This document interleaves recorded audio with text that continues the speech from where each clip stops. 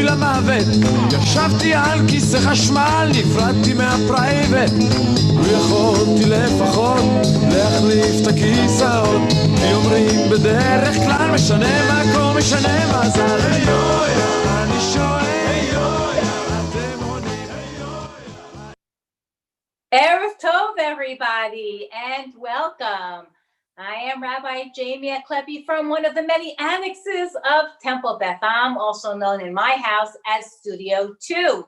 I'm glad you're here. I love those words of the Yo-Ya song, Tishanem Makom, Tishanem Mazal, change your place and change your luck. Well, we've all been, our places have been changed. We are really from home, and so has our luck changed? I don't know. You'll have to make that a decision for yourself. Tonight's a very special show. I have three young people, college, one recent college grad, two college students, to talk to us about, to engage us in this conversation of what's the climate like for Jewish students on campus. I am in my Florida State Hillel shirt. Rabbi Barris gave out the year a little earlier, so it is 5774 on my shirt. Seems like a new shirt to me.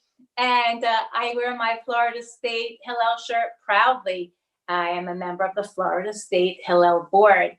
And my middle daughter, Molly, is a Florida State grad. And I also, of course, supporting the U and Hillel and all Hillels, because it's important that we have a strong Jewish life on campus.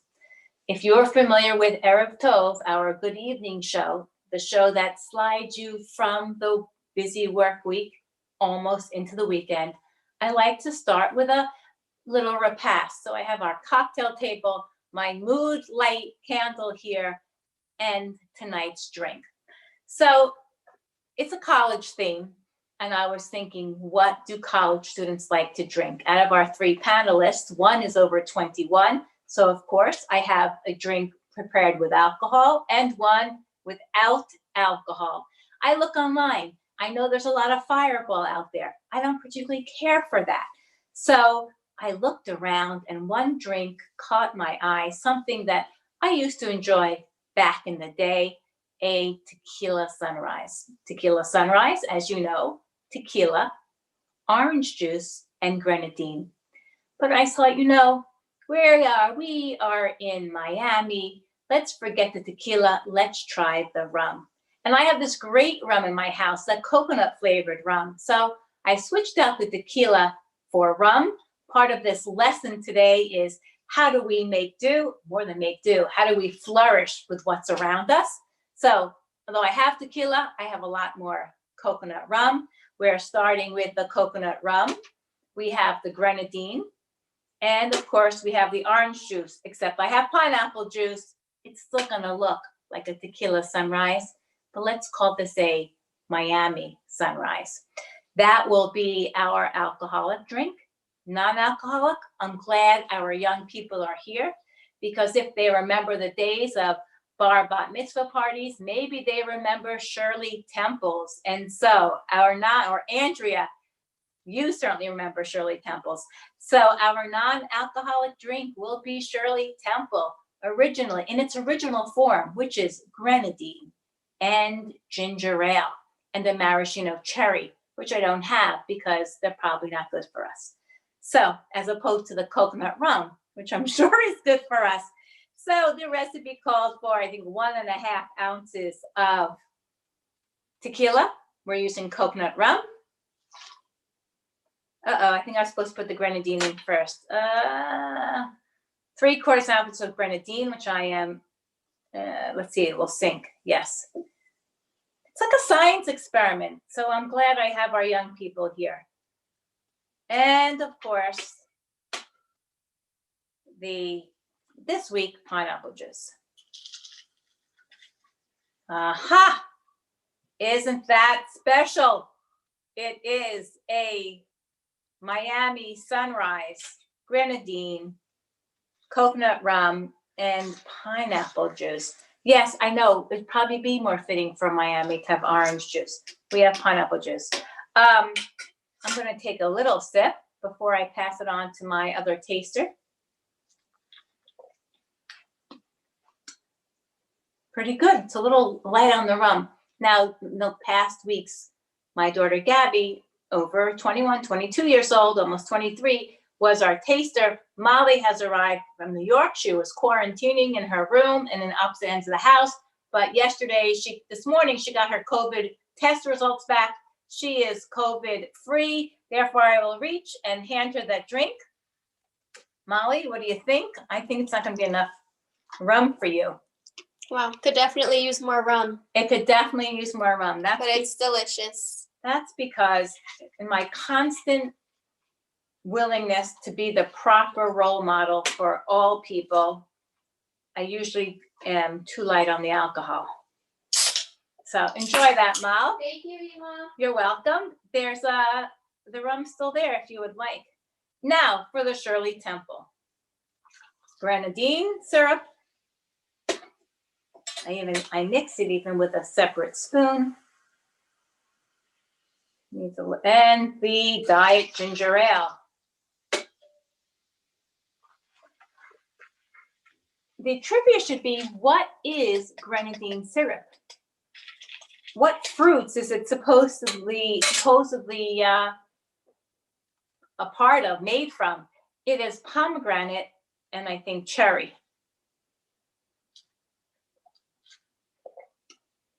Now that's really good. Very good. I'll be having, as usual, the non-alcoholic drink. So what brought us here tonight, and why did I invite our three wonderful young people from Temple Beth? The reason is that we have an issue, a concern going on currently at Florida State University. And as you know, I think Florida State University is a great place to be a Jewish student. One of our students tonight is a Florida State student. He'll say how he feels about it. And we came to this decision to invite young people because of what's going on at Florida State. There is a Senate president who slipped into that job as president after the president who was voted in the spring was removed for comments that were considered bigoted, some homophobic, and some other comments based on his strong beliefs as a Catholic. And a petition started for him and a vote, and it took two times to remove him, I think 2 meetings with votes. And he was removed because the students felt that his views or the way he saw the world wasn't the best way to represent the full body of students on the university. We have another student that comes in, and shortly after he is in as president of the Senate, it is found that he has placed anti-Israel, anti-Semitic posts on his Instagram, and he had a website that he made in high school, which also promoted some of the oldest anti-Semitic rhetoric. And anti-Israel rhetoric. And I don't even want to repeat it because some of it is really the old, really blood libel ideas of how Jews treat non-Jews and how Israel oppresses Palestinians. And our Hillel director from Florida State reached out to him, and this young man shared his own experiences, and some of it was traumatic of his return to Ramallah. He is a Palestinian American, and certainly understood from his experience, from his lived experiences, why he put some of the things he did up on his social media pages, and he did take them down, those posts that the students saw. And this is really say a victory, but this is a good thing. But he wasn't able, unfortunately, to commit to dialogue or future learning. And that's really what we want to do on a college campus. If we have divergent views, and especially views that which through a life of being raised under this propaganda are hateful and anti-Semitic, are you able to understand what you're saying? Do you have any empathy for the other? or are you just wound up in what you think? And so he wasn't able to change. Another petition was created to remove him, and a meeting last night, a 5-hour meeting in which many Jewish students and others spoke. And there were 300 people on that Zoom meeting. And he still remains a Senate president, but the Jewish students are not deterred. They will continue, and they have understood what it takes to really fight this most difficult and eternal fight. So that led me to think, what is Jewish life like on campuses? Are the Jewish students taken for granted on a college campus? Are there ways in which they are marginalized? Are there ways in which they really enjoy living their Jewish life the way they like to, the way they enjoy it? Do they feel like they participate in the broad range of university leadership and activities? What's going on campus? So we have this evening Ben Robbins, who just finished his freshman year, his first year at Florida State University. Ben, come on in, turn on your video and unmute. We have, there you go. And also, I hope everybody's wearing their swag, their school swag. And we have Perfect, go Knowles. And we have Alana Agron. Alana, I think you finished your sophomore year, but time goes so quickly. Am I mistaken? Alana attends Duke University. Alana's going to share her experiences. Come on in, Alana. Hi. Okay, hi. Mm-hmm. Good. And we have Remy Farkas. Remy is a recent grad of University of Michigan. You're in your Duke sweatshirt too, excellent. And Remy has returned to Miami for the Teach for America year. So Remy, welcome to you. Hi. Nice to see you. So I have 3 really exceptional students, and we're going to first get to know them. One of the great things about doing this show is we get to meet other congregants, who they are, what makes them tick, and we have 3 really great young people. There you are, Remy, nice to see you. I'm on my iPad, and iPads don't get that beautiful gallery look. Oh, maybe it does. So let's start. Remy, you're the recent graduate. Tell us, you graduated in 3 years, so you didn't want to stay. You wanted to leave, and you had a lot of interesting experiences at Michigan. Tell us, first of all, what kind of extracurricular you did at Michigan. What was your major? What did you do on campus? And did you do anything specifically Jewish on campus? So I was a history major in college. I minored in crime and justice. My primary activity was being an editor at the newspaper. I was a senior editor, so my job basically was a 6 p.m. to 2 a.m. job a few nights a week. So that did take up the majority of my time. It's like a very taxing 24/7 kind of job in the news section. And that really encompassed my college experience. At Michigan, there is a very insular and very strong Jewish community. Their Jewish Greek life is the main facet of that community. I would say that as I grew up and as I went through the different years, my Judaism was very much in my own hands, and I did my best to take charge of that. I had this past year, I had Shabbats at my apartment, all the holidays at my apartment. I cooked them all, and had mainly a collection of Jews, but like mostly non-Jews that came to my apartment. I made a lot of friends in the newspaper. I'd say a good bunch are Jewish. So that was, I got that too. But the majority of Jews at Michigan are in Jewish Greek life, and that is where they are fully immersed in their Jewish experience, which also ties directly into Hillel. So the 2 work very strongly together. And I think that that's like the most common experience that most Jewish students at Michigan experience. Okay, great. Thank you. And Remy, of course, is a past president of BAFTI and was in high school and very involved in yours as a member of BAFTI, president of BAFTI, and a madricha, if I remember correctly. Great. Okay, thanks. Alana, tell us about what's your major and what activities you participate in, Jewish and non-Jewish at Duke. So I'm a public policy major. I'm also minoring in psychology. My non-Jewish activities, I'm a volunteer for Camp Kesem, which is a camp that's hosted every summer for kids whose parents have or have had cancer.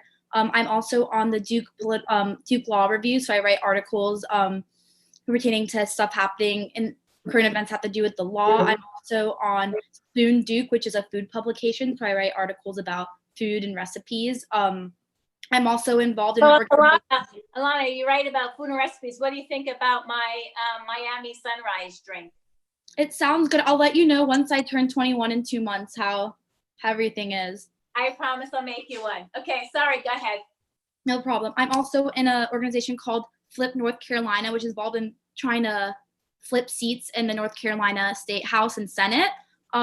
Jewish-wise, I am part of this thing at Duke that's called JFAM, where every year they pair up some upperclassmen that are then given a group of freshmen that they basically mentor, get together with. There's like a whole barbecue in the beginning of the year, every year, where you meet your JFAM parents and you have events for them throughout the year.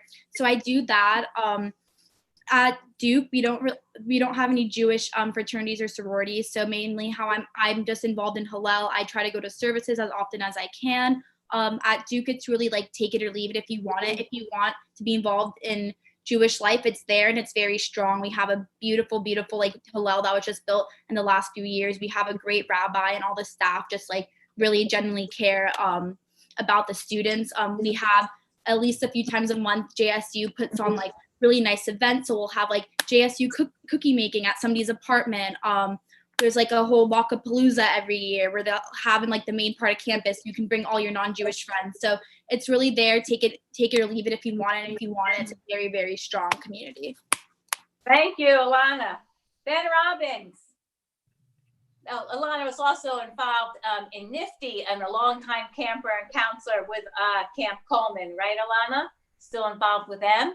And Ben, you are at Florida State. You just finished your first year. Somehow, yes. Florida State still uses the term freshman. I think it should be a first year, as would be more correct. How'd that year go? What do you do on campus, and what's your major? Okay, so first of all, my major is social sciences, which is very vague, but that's exactly what I want, because hopefully, like, I guess a Jew would be expected to. I want to go to law school after. Okay. And also, Hillel played a really big role in my first year at FSU, because that's where I went every single week for Shabbat this year. And other than that, there are a ton of other Jewish opportunities. Like, for example, there's a Chabad and another group called Yehudi, which are two other options. And then there is also a huge pro-Israel advocacy group called Knowles for Israel. And there's a very big anti-BDS movement there, which is pretty great.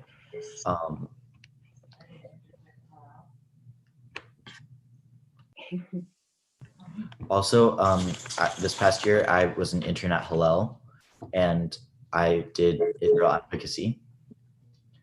And yeah, basically it's a really accepting place, and I'm really glad I decided to go to FSU. And I remember, I tell all people what a great place FSU is to go to school for a Jewish student. And yet I know that each of you who are very strongly Jewishly identified, and that's not exclusive to your non-Jewish friends and other things that you all do on campus.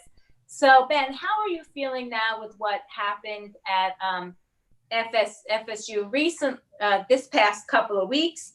And how are you feeling? How are the Jewish students feeling? Is this an anomaly, or is this sort of what we can expect? I really do feel like this is an anomaly. Like the first one who was ousted for saying horrible transphobic comments, that was like definitely seen as an anomaly.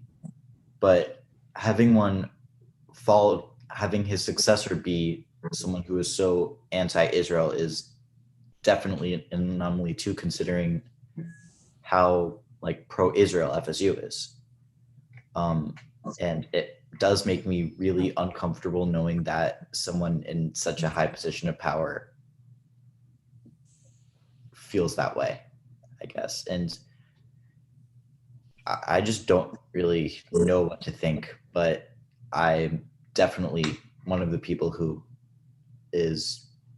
supports ousting him as well. Okay, now, so I know something about Ben's Israel experience and Israel feelings. Ben is a very thinking young person. He studied with me on an Israel advocacy, right? How to advocate for Israel in your last year of high school, and presented as his final project a broad range of what does Israel look like. And if we were to look on a spectrum of Israeli politics, Ben would not be on the right. Ben, not at all. And so when somebody like Ben, who is very understanding, is feeling uncomfortable, we really have to take a second look. So it felt so positive. I know that the Knoll Pact, the FSU Seminoles APAC group has won awards in the past at APAC, and I know now there's Knowles for Israel, another Israel support group. There's the group of children of Israelis or Israeli students themselves who are active. So there's a lot of action, and so when there's a meeting like there was last night with so many students and speaking up and sharing their own personal experiences, and the vote goes against, I'm going to say against the Jewish students, but let's say against speaking up. Okay, so maybe it was against the Jewish students, it looked like. Okay, against the Jewish students, how does that make you feel as a Jewish person on campus? Or almost on campus? Let down and kind of scared, because I mean there are so many Jewish organizations on campus, and like this past year, I think he was Senate president or something, or head of student government, but he was Jewish. Right. And now everything is just completely flipped, like especially under these circumstances after, my first year everyone's year had to end like this. Everything is completely up in the air, and nobody really knows what to expect. So I guess it's just, I don't know. Oh, right. It was the student body president who was Jewish. Right. Who was Jewish. But it does make me really uncomfortable, because I've heard about like how in the past there have been, peaceful pro-Israel things going on, such as an Israel demonstration showing about like the amazing things that Israel contributes to society. And then BDS ended up putting up an apartheid wall and blocking everything and making it look like it was a Palestine anti-Israel event that happened 2 years ago. And we were actually supposed to do a pro-Israel version that would have a wall filled with a bunch of amazing contributions that Israel's made to society. But I guess now that was not able to happen, that this is another reason why I think it's kind of, sorry, my dog is barking. Okay. Everything is kind of going downhill for it, I guess. But I hope, first of all, I believe his name is Evan Steinberg. He asked Duraldic, who is the Palestinian American president of Senate, to step down, actually. But obviously he said no. And hopefully things will be better than they seem, but I just don't really know what to think yet. Okay. All right. Thank you, Ben. Thank you for sharing those experiences. Remy, Remy, so you're in Michigan, you were in the newspaper, so you probably were privy to a lot of things going on in campus. We know that Michigan has also a large and strong Jewish population, a large and strong Arab population. What were your own personal experiences? What did you see in your newspaper work and your editorial work and your investigative work? So this issue came up a lot more than I had wanted it to come up. And it has been a very large facet of my experience at Michigan over the last 3 years. My freshman year, there was a vote for divestment in our student government. It was definitely like a 10-hour meeting till 5 a.m. Everyone stood up and watched. And it ended up voting for divestment. Our regents took that back because to divest from Israel is completely unsustainable for the university with technology and everything. So that was never passed. And then last year was a year of major turmoil in the Jewish community. At the beginning, we had a professor who refused to write a recommendation for a girl going to Israel. We've had an apartheid wall multiple times. They dress up as Israeli soldiers and make fun of them. There's a huge BDS movement at Michigan. It's actually known as one of the worst schools for Jews, which is ironic because it does have one of the largest Jewish populations. But when it comes to a newspaper standpoint, because the issue of Israel is so strongly contested, and a good amount of the leadership in our newspaper is Jewish, we worked so hard to not be seen as pro-Israel that, in my opinion, where we can swing the other way and seem a little bit anti. And what I've been trying to do is making sure that I can check that, because I think that it's really unfair. And I see the rationale of wanting to overcompensate for that issue, but I think that it ends up working against us. This year, for example, our student body president, who's Jewish, he's a very, very pro-Israel guy from Chicago. And he said something a few years ago when he was in high school, a video that came back up about how strongly he believed in Israel, and our BDS group did not like that. And so half the people in our student government really wanted him out of office. And that was a whole controversy. And in my opinion, that was not because it came in January. And that was a very random time, considering the fact that his term ended in March. And so I felt that that was a real attack on the Jewish people, not necessarily a Israeli issue. If it were an Israeli issue, it would have come up when he was being elected a year before. So it just came up randomly in January that this was going to be that they wanted him removed because he said these things about Israel. And at this time was also during the time in which another Jewish woman was about to be elected to be president of our student body. And I thought that this was a Jewish motivated move on behalf of the BDS movement at Michigan. And the way that our newspaper covered it was a little bit, in my opinion, too far. And it's one of those things where it's hard to stand up for because you seem very one way in the newspaper. But I think that is something that our paper needs to work on. And I hope that I'm very close with the editors now, and I hope that they continue the work of making sure that by staying neutral, just because we're Jewish, it doesn't mean that we're always pro-Israel. And just because we're Jewish doesn't mean we inherently write in that manner. We can be Jewish and write middle of the road and not sway to either side. Our personal beliefs do not impact or don't need to impact the inherent way our writing does, and our names supersede our writing. So yeah. Were there any editorials about in the newspaper or op-eds in the newspaper about thinking that this was really an anti-Jewish move rather than addressing what was going on? So I really stay in the news section. Our sections are very separate. we are not even allowed to like be near the opinion section of our paper. But I know that I don't think there was on this particular issue. It was a situation that swiftly went through. And I don't think that became a major facet, but our section, our section called Michigan in Color is very, in my opinion, pro-Palestinian, and they take on that role of writing those op-eds that seem more toward that far left side. So there was nobody that spoke up pro the Jewish president or the next woman who was running.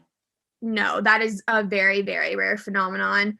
Most of the time, the Jewish community is insular, and that's something you mentioned at the beginning about whether Jews are involved in other activities at Michigan. Most of the time, they are involved in student government, which is fine, but otherwise, they're just involved in their sorority and Hillel. So because it is so insular, not a lot of people, you're either in the Jewish community or you're not. And when you're not, you don't really interact with that many Jews because they're all in one area and they're all focused on one thing, which in my opinion is not really an effective way of spreading the word and being integrated, and could contribute to that phenomenon. So I don't think that there's a good amount of diversity or awareness between the Jewish community and those who could be Jewish allies, who are not Jewish. Got it. Now, what about you personally? Did you experience anything personally that made you feel uncomfortable as a Jew? Anything you experienced as a Jewish woman?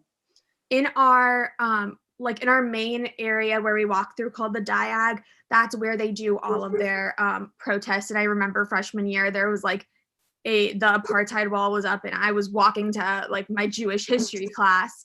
And I personally felt very uncomfortable having to walk through them, like Jewish necklace in, focused going to class. But when you pass that by them, they like send out handouts that are like, get rid of Israel, Israel's an apartheid state, all of those things. And that's very offensive to me as a Jewish woman. And that's where I get scared. At Michigan, it's not something I voluntarily advertise in class or anything, because I know that there is such a strong anti-Israel presence on campus. So I know a lot of Jews, besides their name, they do hide their Judaism because of this backlash, which is why they are in such an insular community, because that's the only place where they feel comfortable being Jewish on campus. Got it. Got it. Not too happy hearing all that, but got it. Alana, what's been your experience on campus? Anything anti-Jewish? I know there were there's a conference that was held at Duke that that professed some anti-Jewish, anti-Israel sentiments. What has been your experience so far, Alana? I think a lot of the anti-Semitism at Duke is actually rooted in white supremacy. My freshman year, we have this one bridge and there was a swastika painted over it, over a mural that was there to, in memoriam for the Tree of Life synagogue shooting. A swastika was painted over that. Also during Halloween that year, there was a pumpkin that had a swastika carved in it and some flyers that had white supremacist saying on it. And I say that more stems from white supremacy. I know like Duke has its history. Basically, a lot of its initial founders and donors are white supremacists, and there's also have been attacks on other communities at Duke, like the Black community. They had their the Black Student Center was the face last year. So most of the experiences I've seen, I think, not only are rooted in white supremacy, but also are more from the Durham community than Duke itself. In all those circumstances, I really like how Duke responded. After all those things, I was never really scared to say that I was Jewish on campus or wear any Jewish jewelry or Hebrew jewelry. I had an open conversation about it with my non-Jewish friends. I would say there was one experience where there was like Palestinian week, where on like the main plaza, it was like the students' Palestinian organization, just like talking, having different events every day. For the most part, like I don't see anything wrong about education, but at the same time, like some of it was rooted in the idea that like Israel doesn't have the right to exist, and that was very harmful and hard for me. But generally, like feel like Duke is a very open place to talk about these types of things. I actually, my freshman year, had a friend that was part of that organization, and her family, both her parents' families were Palestinian. And we were able to have like very open conversations about it, never really feeling scared to talk about it. And like they were uncomfortable, and there were some things that we just could not agree on. But I've never really like felt scared to show my identity or to talk about being Jewish. What about, and whoever wants to jump in can jump in. What about in class? Celebrating a holiday, having to tell your professors that you're not going to be there because of a Jewish holiday, or letting those professors know. I know Remy already said you didn't advertise that in class. What's the atmosphere if you want to do something Jewish and you share that with your professor? Anybody have anything that made them feel uncomfortable in that arena? Yes, during Rosh Hashanah. During Rosh Hashanah, I was taking an environmental science class, and my teacher was kind of annoyed when I said I'm going to miss class. No, sorry, it was Yom Kippur, but it was a high holiday, and she kind of like was upset that I was going to miss class because she said she was from Korea, so she said like I wouldn't miss class if it was a special Korean holiday. But later on, she like completely apologized to me and said, I didn't realize that you were Jewish. So, and it turns out that she actually worked on a kibbutz in Israel at one point. But that was probably the worst like experience with that. But on the other hand, I am like really into social justice. So I take a lot of classes about that. And one of the downsides to that is that there are also a decent amount of people who are involved in organizations such as SJP, or Students for Justice in Palestine. And sometimes that made me a bit uncomfortable. The professors never said anything, but it was mostly the students who were involved in that made me feel a bit uncomfortable, and like I don't want to say anything because I don't want to be attacked. Even, of course, I did say something because the truth of the matter is that people should see things from both sides. However, it just was like the circumstances under which that interaction was, interaction occurred was kind of like at the last second, because she just brought it up out of nowhere when we were talking about racial justice. And she said that Israel is an apartheid state, which completely caught me off guard because, first of all, it is completely not an apartheid state. And second of all, we were talking about, demographics of the United States. But this semester, for example, I had none of that. Okay. So from what I'm understanding, two of you said that there were times when you felt scared or frightened or unsure to really speak out, although there are areas where you absolutely do speak out. And do you think that's because it's just a number for a minority, that you're just fewer in numbers, or do you think that the rest of the population, be they white or Black, African American, Muslim, any other people of color, look at Jews differently? Like, you're not part of us being the regular white people. I would be surprised if I heard a Christian white student ever say that they would be afraid to say something or felt uncomfortable because somebody made them feel that way. Do you think that it is because that you're Jewish, you think that other people feel this way. Certainly, we're talking about racial justice, but is it that atmosphere that it's okay? Is really what I'm saying. Is it okay? Does it seem okay to treat the Jewish students differently, or to not pay attention to Jewish students' feelings? Do you feel like your feelings don't matter as much? Anybody I would want definitely say so.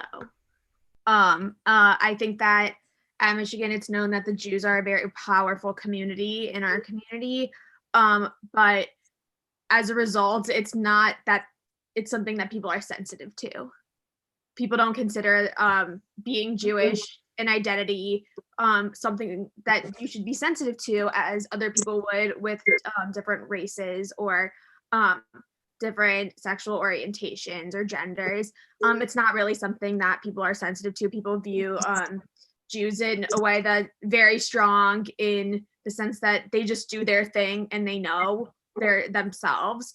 But it's not considered in any way a sensitive area until you get into, and I think this is something that as we get further and further from the Shoah, we're being seen in a different way. But I think once we bring it back to that time, people check themselves and can see it that way. But people do see the Jews as a very strong population that does not need to be identified as different or protected, and can thus be criticized or attacked. Okay, so let me reiterate what Remy said. So people don't think the Jews are any group that needs to be protected, and on the outside, maybe we're not, and therefore can be attacked. Is the problem, is where it becomes a problem. I am certainly never mean to play oppression Olympics here, but I do wonder if that's just that feeling on campus. And Remy, you said yes. Alana, you ever think that the feelings of the Jews are sort of discounted or not counted at all at Duke? I think so, especially since most of the Jews at Duke are Ashkenazi Jews, and so that's like one privilege we have, is that we do benefit from white privilege. Like, we'll never be discriminated against just by looking at our skin tone, even though we do face anti-Semitism.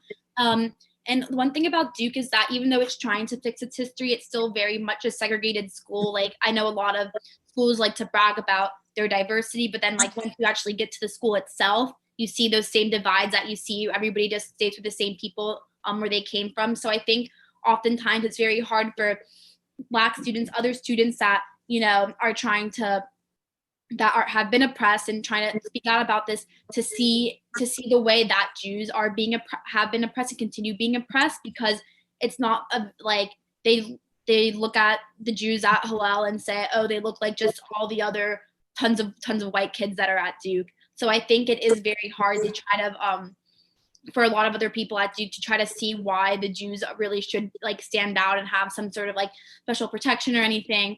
And I think it also has to do with the fact that the Jewish life at Duke has like a lot of very wealthy alumni and donors that give, while like the Black Student Center and the Muslim Student Center does tend to suffer. Like, they do not have nowhere near like the nice facilities that we have and all that. So I think it comes from a place of, yes, like everybody's oppression is valid, but like not being able to understand how the anti-Semitism that Jews face because of their own experience. Just because like they have this special center or whatever, I think a lot of students have trouble understanding how anti-Semitism exists, which makes sense because, you can't really understand somebody else's lived experience unless you yourself have lived it. And I think that's just what it is, just not being able to understand why Jews are asking for this. Okay, so let me ask one final question to each of you. What would your advice be to a young person entering college?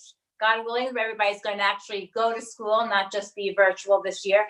What's your advice for them so they will know how to be comfortable and when they should speak up, and who should they go to if they have an issue? What advice do you give to Jewish students coming onto campus to make sure that their lived Jewish experience on campus or lived secular experience as a Jew, however you want to look at it, is positive, and when there's an issue, what should they do? Ben, what do you think? Okay, well, first of all, sorry if I'm a bit if I've been a bit tired today. I'm in my first week as a counselor at JCC, but anyway. Oh, Anyway, but I guess just go in and fully embrace your Jewish identity. There's no need to hide it. Just be proud of it, and even if at least give everything a try. And yes, college may be notorious for having a lot of slightly anti-Semitic rhetoric going, well, not slightly, blatant anti-Semitic rhetoric going on. It shouldn't deter you from being proud Jew. And if everyone is afraid to be a Jew, things will only get worse. Be Jewish, be proud, and I guess just have people, have everyone know that you're a Jew, so they could, associate Jews with good people, like their friends and everything like that. Okay, so be proud, be Jewish, don't hide who you are, and build good relationships and good allies with a diverse group of people. Thank you, Ben. That was beautiful. Remy, what would you say? Now graduate, going out to teach other young people and people that are in the minority community. What do you say to people entering into Michigan or some other school? I would say for sure to find a core group of Jewish friends wherever they come from, whether that's in your Greek life organization or in any other group. It's so important to have a core group of Jews who you're friends with and to support you throughout your entire college experience, whether that's someone to go to services with or someone to have Shabbat at their house. That's so important, and it makes it a lot easier for you to stand up for yourself when you know you have a group behind you. So I definitely think that for those entering college, make your way and find the Jews to be around, because that's your form of support. And I would also say that educate yourself on Jewish classes, on our Jewish history. We're no longer in Hebrew school anymore, but that doesn't mean we can't continue our Jewish education and our Jewish learning. And the more you know about your Judaism, the more you can educate other people. And lastly, get involved in other organizations that aren't mostly Jewish, to be that Jewish advocate and to be that Israel advocate in a group where most people don't know about our culture, about our traditions, about our holidays, and about our state. And so it's so important that you can be that person to advocate for all of us as a people in a place where you might be the minority. Thank you, Remy. Beautiful. And Alana, what would you say to a young person the young Jewish person? Definitely find your Jewish community. Not only make sure you have your Jewish friends, but meet the people who work at your Hillel, meet with your rabbi. I remember when I first came to Duke, I was just really having a hard time adjusting. I first went to the rabbi at Hillel, who was amazing. They're really there for you. And also the people in Hillel really do advocate on behalf of the students to the university. They really do care. So just making sure you have those Jewish connections. I'd also say try not to be afraid to have difficult conversations as long as you feel safe. There's been a lot of times in my life I've been hesitant to talk about some of these difficult things like the conflicts. And I've had conversations with people in different clubs I'm in with some of my friends. And even though you're not going to see eye to eye, I think that we both really got to understand more of each other's point of view. Like I said, I had a Palestinian friend and we had actually a lot of very, I think, helpful conversations where we both learned stuff. I just say keep having those conversations. Don't be afraid. You want to have your Jewish community, but you don't want to be trapped in an ideological filter bubble. You want to see those challenges. I think it'll also help you just further in life to keep educating yourself on what's happening and really make sure you just have that community that's always there for you. Thank you, Alana. Well, friends, Temple Beth Am friends, and those on Facebook, and I know people watch this show. Rabbi Barra says his show all the way in California. I have people in Germany and Israel tuning in today. What you've heard is very important must-know information. Parents, grandparents, these are our young people who will be the leaders in the next generation, not just of the Jewish community, but in the community in general. This is what they're saying. They're saying, continue to learn, continue to be proud of who you are, and continue to advocate. The other thing that they're saying, parents and grandparents, is as students, they can't advocate alone. And this is why you send your child to a school that has a Hillel, that has a Jewish student group, and they really require your support as well. So when they are supported, when the schools have the advocates, when the students have the advocates, the friend, the community that they need, they can really flourish. And as we see here from these three, really change the world. I could not be prouder as a rabbi and a parent who's known you three for a long time. What a fabulous job you're doing in your own lives, how you can represent the Jewish community on campus, and how you stand up for others who need your voices. We certainly have our voices here in these three. Thank you, Alana. Thank you, Remy. Thank you, Ben. I'm looking forward to hearing all great and wonderful things about you. And whenever you need anything, we are still here at Temple for you. This has been a fabulous session. Who's ever watching, if you have questions for these young people, or you want to know more, send me an email or a Facebook message, and I will put you in contact. Let's remember, stay proud, stay Jewish, stay connected, and we all can change the world. So toda rabah. I wish everybody an Erev Tov. Good night. Thank you. אח שלי אסף בולים לכן עבד בדואר היה מחלק את המכתבים קיבל אפילו תואר יום אחד